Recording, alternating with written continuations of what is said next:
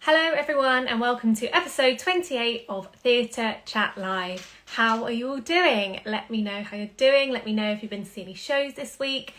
If you missed last week's episode with Dave Hearn from Immersive Theatre and Saffron Kuma, then you can go back and watch it either on IGTV or on YouTube. It'll be on there now. And again, if you missed this episode, you can always catch it on IGTV, and tomorrow it will be up on our YouTube page. How have you all been doing? I want to know who has been to a theatre and who's been to see a show with a full capacity audience. I can see the West End Corner went to go see Heathers on Monday. I'm going to see it on the 12th. So when's that? This week? Next week or the week after? I'm not sure. I haven't been to a theatre yet. I've been busy becoming a cat mum, basically. Last weekend I picked up my kitten. She's a lilac British Shorthair and she is literally the best thing in the world. So I'm yet to kind of go out there in the world of full capacity audiences because I've just been cuddling her all the time. If you follow me on my own personal Instagram, you will know because I'm just constantly posting pictures. So that's exciting from me. Let's see what you guys are saying. Izzy is going to see Joseph this weekend. Roisin saw Six on Sunday and seeing Pretty Woman tonight. Oh, going tonight. Oh, I bet you're getting ready and probably should be on your way there soon. True Golden Geek saw Amelie. Who else have we got? Kaylee's going to see... Oh yeah, I'm going to see... Kaylee, me and Kaylee are going to see Heathers together next week. Oh, so I feel like I've been waiting so long to go see Heathers. I'm so excited. I have seen it already. Just, you've got to go see it again, haven't you? Queen Vic is going to see Come From Away on Monday. Oh, listen to you all. Panto Star, I've seen The Wizard of Oz in 2019. Oh, amazing. It's so lovely seeing you all going to see some shows. Let me know next week if you're going to see any shows this week, how you found them. And if you have already seen them, let me know in the comments what your thoughts were, and we'll share it with everyone because it's just lovely to share things like that, isn't it? Little Miss Sweeney is going to see Be More Chill tonight, and Queen Vic says her boyfriend's taking her for our anniversary. Oh, that is such a good anniversary present. Anyway, enough about what's coming up and what has been. We are going to talk about them now, and right now I'm going to be talking to Brian, who is a producer at Hartshorn. I want to make sure I get it right. Hartshorn and Hook Productions. So let's get Brian in. Doctor Who Time Fracture, but we're now going to be talking about Immersive Gatsby, which is very exciting because I've actually been to see Immersive Gatsby. So we can have a good old natter about that. Hello, Brian. How are you? Yeah, very well. Can you hear me all right? I can hear you. Can you hear me? I can hear you just fine. And great to hear about the cat. That's well exciting. That's an impressive display of books you've got back there, by the way. Thanks very much. I thought it appropriate to take this meeting on the set of The Great Gatsby. So I'm sat currently in Gatsby's Syndicate. I was going to say, that's very, very impressive. I love that. First of all, let's start with yourself and your theatre journey. How did you get into producing? Oh, cool. I'm going back nearly 15 years now. It's 15 years in September. So and this never gets talked about. This is fun, actually. So I was working backstage and front of house at the Palace Theatre in Manchester. And at the time it was the UK tour of the producers. I'd worked there for a couple of years, selling ice creams and tickets and so on and so forth. And I got on really well with an actor who kind of had some time between his cues, called Robin Sebastian. He was playing Carmen Gear. And he came out and he got talking, and at the time I was taking shows up to the Edinburgh Fringe as an actor, and was taking shows up there. He said, "Oh, there's a fella backstage who thinks a lot like you do. We should all go for a beer." So 2 days later, we went for a pint at the Cast Bar, as it was, next door to the Palace Theatre in Manchester. I met Louis Hartshorn, my business partner, and we had 3 pints and we set up a production company. It was kind of the long and short of it. So I've known Louis for longer than I've run a company with him. Yeah. I was going to say, I love that it was at the producers. Did you? You said you were, that's he didn't write it. Yeah. Brilliant. So for people who might not know what a producer is, can you kind of give me a quick rundown of what you do, and then also if you've got any tips for people who are looking to be a producer in the future. Yeah, sure. So I guess I'm what you would call a creative producer. So I don't make any of my own work. I can't make any of my own shows. I'm not a director or a writer, and I'm not really interested in making my own work. We're a bit of a funny breed, really, because I a lot of my job is pulling together storytellers and creatives and putting together the kind of overarching team that create a show. So I'm not often heavily involved in the casting process, but I will meet and appoint a director to a show and raise the investment for a show, one of the key roles that we undertake here. And I look after the kind of creative trajectory of the company. So shows, sorry, it's mentioned before, but like Amelie and so on and so forth, those come really with conversations with myself and my team, and we put together those productions over a long period of time. You know, these things take a very long time to put together. And we put together the overarching creative teams, and then we kind of help in every direction we can with every department that we can, and we're broadly in charge of every department from conception to closure of a production. It really all falls down to you, whether it's going well or whether it's going badly. It all falls down to you as a producer. And I guess to your second question, any advice? I mean, it's the most beautiful job in the world. Ask anybody. I'm absolutely desperately in love with my job. I get to work with some of the most incredible casts and creative teams telling the stories that I love. Some nights it's really hard. I think finding partnerships and co-productions, I get a huge amount of joy from that, and that would be something, you know, don't do it on your own would be my advice. You know, that's the biggest joys in my life are sharing that with people and making stories together. So we often work with companies that you guys will all know, ATG or Celador, or we work a lot with Gavin Kalin Productions and people that we really enjoy working with and making this work. So yeah, it's brilliant. I absolutely love my job. Amazing. Currently you're working on, as I mentioned, Immersive Gatsby and Doctor Who Time Fracture. Can you tell me a little bit more about Everywhere Immersive? Is it Immersive Everywhere, isn't it? That's the one, and yeah. the work that they've done. Yeah, sure. So myself and Louis, Hartshorn Productions, we've been making shows for about 15 years now, nearly 15 years. And about 9 years into it, we started making shows that we kind of recognize now as immersive, but they just happen to be shows that were told, stories that were told best, not in a theatre, I guess is the best way to kind of describe what we were thinking at the time. And so we would take over pubs and put shows on in there, and we would take over railway arches and put shows in there, and we would kind of find spaces as well as putting shows in traditional theatre spaces. And the most notable of that is the Great Gatsby, but there's many iterations of it. I've been making A Christmas Carol for 9 years, done that way, and it's all done over a big kind of feasting, you know, big platters of food, and we have a massive, instead of an interval, we feed 150 audience members. It's really good fun, and that is kind of one half of my job and one half of my love. About 50% of the work I make is now what we would call immersive theatre. So we set up this specific aim with Immersive Everywhere, that's our co-producers and Showtime Theatrical Productions, and they kind of had the same idea we did, that we would love to integrate the bars in what we do, the whole ticketing message, everything, just tell the story from day one all the way through to closure. So Immersive Everywhere is kind of is the brainchild of that partnership, and it's about taking on more stories like that, doing more and more shows in this big kind of immersive world and putting an audience right in the center of the story. So we're still really interested and really love making, you know, the traditional work that we make, like Amelie, you know, that's something we're really proud of, and we absolutely love that show. But I think we're also really interested in our audiences being able to dress up and get right in the middle of a story and come and be a part of it. That's something that brings me a lot of joy and is a lot of fun to do as well. So Immersive Everywhere is that side of my business, rather than me just doing it as part of Hartshorn. We've now found a team of people that we love and we really respect and we really like working with, and we're putting that together. So yeah, really good fun. Totally. And with immersive theatre, why do you think it's kind of so important, and why do you think we should see more of it?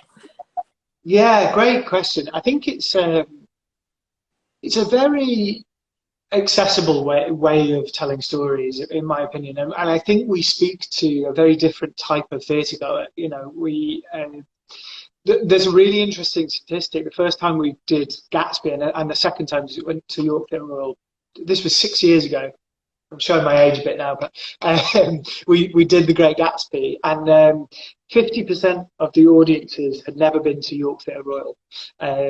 So they came just because there was a cool thing on in York, and I don't think they would have ever gone to York Theatre Royal to see their shows beforehand. And then 50% of those audiences, you know, thousands of people over the course of the run, then went on into to go to traditional shows at York Theatre Royal. So I kind of see it as a way into telling stories, and it's quite an exciting way of doing that. And I think some stories are really best told by giving the audience a reason to dress up and be a part of it, and to explore those worlds and those characters, and to meet those characters. You know, one of the more significant things that we do with Gatsby and Doctor Who and even Christmas Carol and so on and so forth is our audiences can embrace it, you know, can speak to them, can have conversations and explore the text in a really meaningful way. You know, there's some beautiful moments where audience members have come and talked to Daisy about her life, and she talks about her daughter Pammy, and, you know, moments that are in the book, but I don't think you get to explore them in quite the same way if you stage it. And the whole thing feels electric in there. You know, a lot of theatre is different every night. Immersive theatre is completely different every performance, and it's so much fun. It's really cool. Absolutely. I went to go see Gatsby in December, I think, just gone. Yeah, it was December, just gone. And it was so much fun, especially because it was one of the first shows that I'd gone back to the theatre to see, and it was such a lovely way to, like you say, I think it is a really accessible way to get people into the theatre, because it's like an activity, but it's also like a night out with your friends. It's perfect. Could you tell me a bit more about what we can expect from Great Gatsby? It's the longest running immersive show in London, isn't it? Yeah, absolutely. And it's been running for so long now. It amazes me. The first thing to say is it absolutely amazes me as a piece of art, and also as just a show that keeps on giving. I've never seen anything like it. You know, when we first took it to Vault Festival, it sold out entirely before we even opened, you know, before anybody had seen what we were talking about. And we knew it was good, but there was such faith from our audiences that it was going to be a great show. And then we only ever put a 6-week transfer on. And it honestly was. It was only ever supposed to run for 6 weeks, however many years ago that is now. And it's just kind of perpetually blows my mind that the show is, you know, the gift that keeps on giving, and audiences are so generous and so kind. And you're a very rare human being in that you came to see it in December, so you came to see it in this kind of liminal state between lockdowns. And I mean, we had this epic journey last year with Gatsby, and trying to do some kind of fact finding for the sector and bring the show back. And although the show wasn't compromised, you know, we had to change a lot. We re-choreographed the show. You'll have seen, you know, people wearing masks and a lot of physical distance. So the actors never touched each other. And we had to find really creative ways to tell that story in a way that was respectful of our performers, and then kind of less importantly, but still very important, you know, followed the government guidelines. I think looking after our performers was number one for us and our audience. So it feels great to go back to something, you know, a lot more like the Gatsby that we know and love over all the years, as the rest of the world kind of normalizes. I think there'll still be some clever measures in place and some bits and pieces that we're really interested in kind of bringing back, and also some really cool things that we learned about doing a socially distant version. I think it's very rare that a show gets its entire creative team back for a rehearsal process. 6 years into its life, like, that never happens. But we had, you know, the writers in the room. We had some of the original cast came back for it and helped us put it together with this new cast. So it was a real delight, and we were kind of 6 years better at our job then. So going in and kind of exploring what that story means today, and what that story means going into the Roaring '20s, and so on and so forth. Like, it was a really, really cool experience. So bringing that back is something I'm really excited about. Definitely. I didn't think about the fact that I saw it socially distanced, and I guess that's, you know, I'm interested to go and see what it is like normally, because to be honest, it didn't feel any different. You know, you still got to go into different rooms, and the story was still told beautifully, the dancing was still amazing, and the music was incredible. Why do you think Great Gatsby is such a popular story, and why do so many people love it? I think that it's a beautiful text, and I think something that is that's a bit of an admission, I guess, was we were originally going to do The Beautiful and the Damned, which is another Fitzgerald text, and it's a gorgeous show. Or the one we have in our heads is a gorgeous show, is an immersive show. And I thought, do you know what? I think that we should start with The Great Gatsby, and then we should move on to The Beautiful and the Damned. We'll start with this Gatsby show. We never got round to it, just because Gatsby's just, you know, it's gone mad. It was, it's playing in 4 different countries, and there's many more slated for it to expand into. And I think one thing that's true to me, and I think it's true to the text, is that it's changed a lot over the years. So the first presentation of Gatsby is very different to how we find it now. And every time we find a new cast, because of the way we rehearse it, and the cast brings so much to the show, that it really finds its own feet. Like Gatsby existed through the real rise of the Me Too movement, which was a really special time to be making work and reflecting on the work that you're making. And Gatsby has got, in some respects, the text has got a lot to answer for, in its depiction of women and its depiction of men, and their want to own women and their lives, and what it was to be, what it was to potentially be a single mother in 1924 and 1922, and how that, it has a lot to say politically that I think is still interesting. I still think it is in my head and in my heart, it's a conversation about the death of the jazz age, and the how capitalism can completely rupture you, and this kind of endless pursuit of perfection, which is really devastating. Like, these things were true 10 years ago, they were true in 10 years time, they were true 100 years ago, and it's and every time we remake the show and we give a cast a new voice, because although there's a script and a text to it, they get so much empowerment to play that, to play with their audiences and how their audiences bring it. It is really interesting. And different countries, like the South Korean production of Gatsby was beautiful, absolutely gorgeous. And I speak very little Korean. I now speak enough Korean to get by, but it was incredible to hear your own work done in another language, was remarkable. But the character of Tom Buchanan was like a super villain. In London, he is sometimes played like a cheeky chappie, and sometimes played like a lad about town, and he is eminently relatable, and that makes him quite difficult. That makes him really difficult for audiences to engage with, because his behaviour is dreadful, but he is a really fascinating character.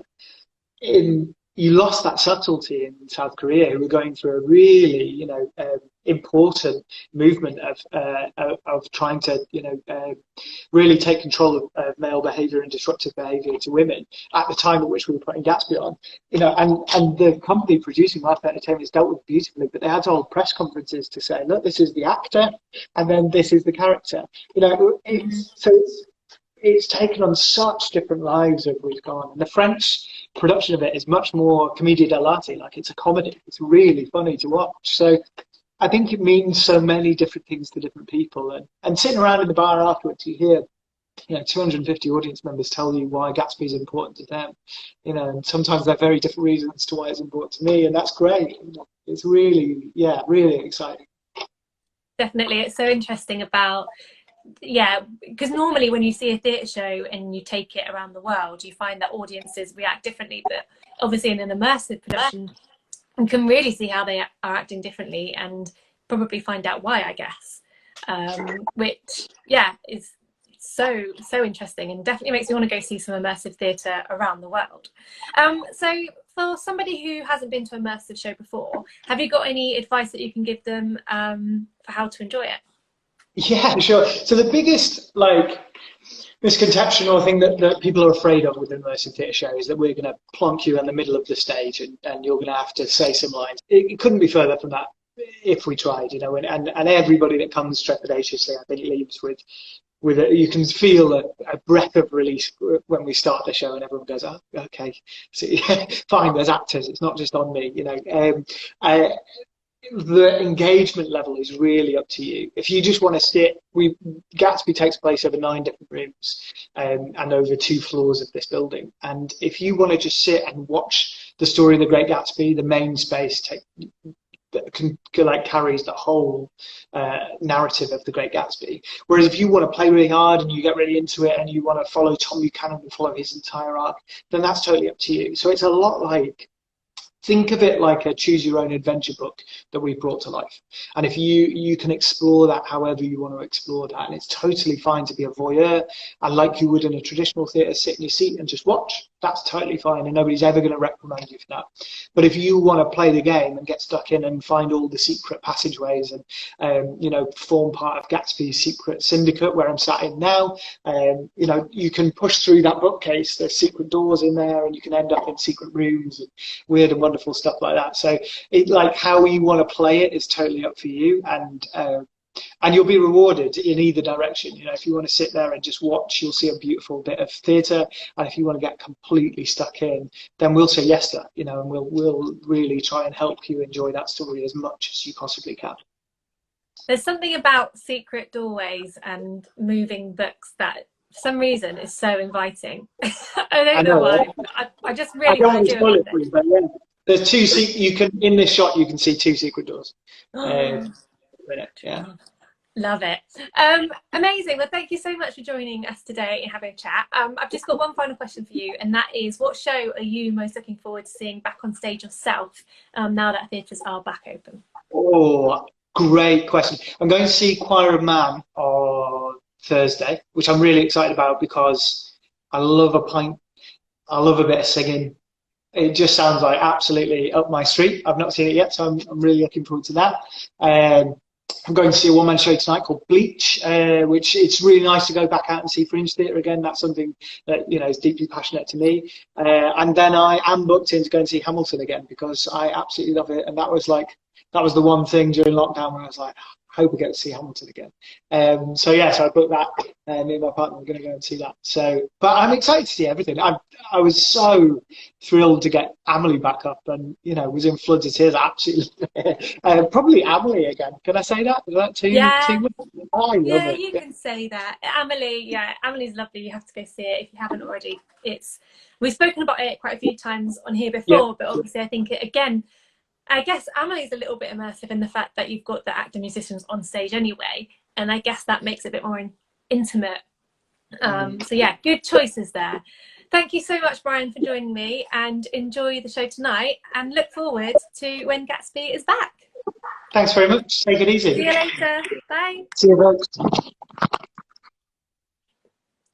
Brilliant. Let's see what you're saying. I think. There we go. Cool. Armani says, get the live jazz music back to Gatsby, Bright. Yes, there's lots of jazz music. What I really loved about Gatsby was I was working it, so I didn't necessarily dress up. If I'd gone with a group of friends, I would have fully gone all out in my 20s outfit. But it was just me and Millie, so we didn't go all out. I did wear something that was a little bit 20s, but that's the thing. You don't have to dress up if you don't want to. But there were lots of people that were dressed up when we went. And what I really loved was even just the set design. I am so into kind of the Art Deco in the 20s design. So just being there was really cool because it was like being in a room that I could just pretend was my own. It was lovely. We've got, I've been to Doctor Who Time Fracture twice, preview at the previews. They were a month apart, and I have to say the contrast between both in such a short space of time, they were amazing.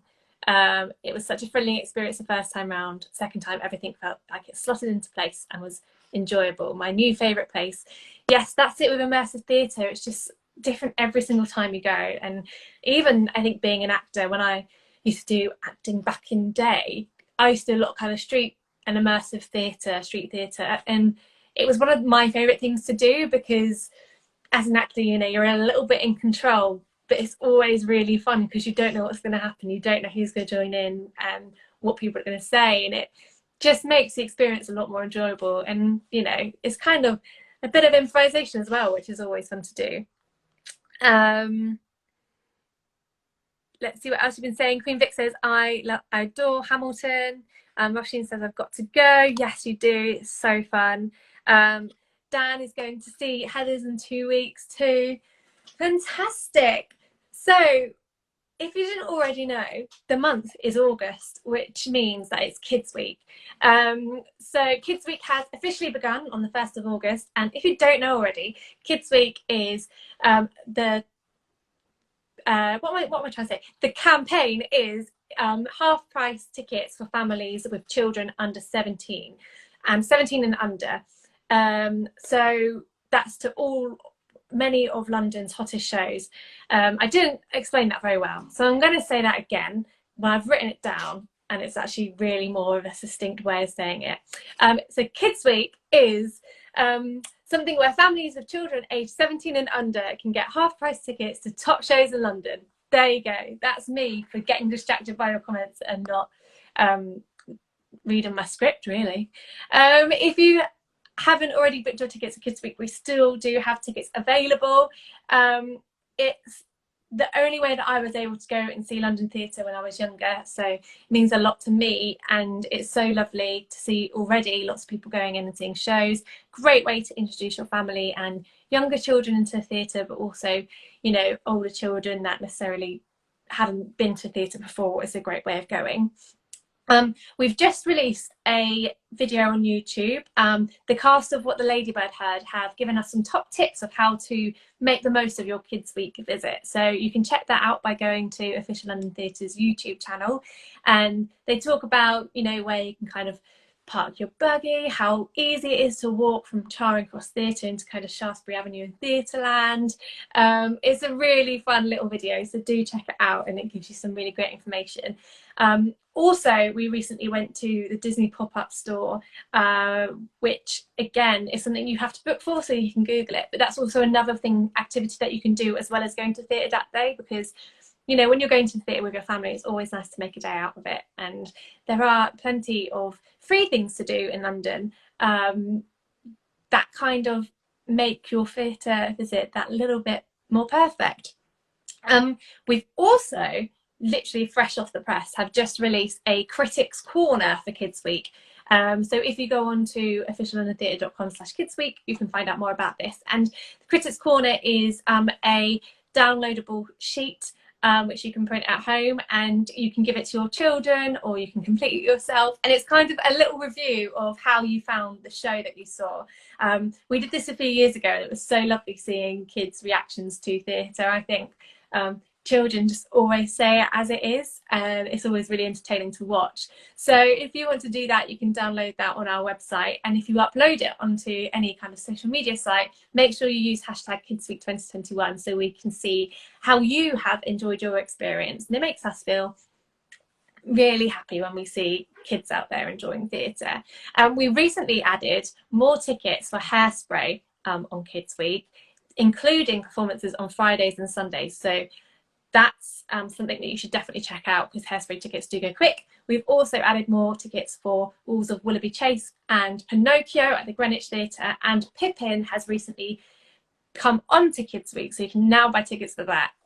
We constantly get more tickets for Kids Week, especially during the month of August. So if you're kind of thinking, oh, I don't really know what to do with my kids for summer holidays, it's always worth checking out what tickets have come in. Izzy says, when is Kids Week? It is happening right now. So it starts on the 1st of August and it finishes on the 31st of August. It happens yearly. So you can go onto our website and you can get your tickets there. Fantastic. And that's it from me today. I hope everybody has a lovely week. Remember, if you go to see any theatre, tag us London Theatre and #back on stage, because I love seeing you at the theatre. We're also going to be sharing a few more pictures and videos that you guys tag us in. So if you've been to theatre, either if it's a Kids Week show or if it's just a general show, take a picture and we'll be sharing it on our accounts, because we just like to see you all in the theatre. If you have any questions about any of the above, You can comment in you can send us a comment in this video, or you can visit our website. And if you would like to find out more about Great Gatsby, you can find out more on Immersive Gatsby, their account, which I will tag in the description. Thank you so much, and I'll see you all next week.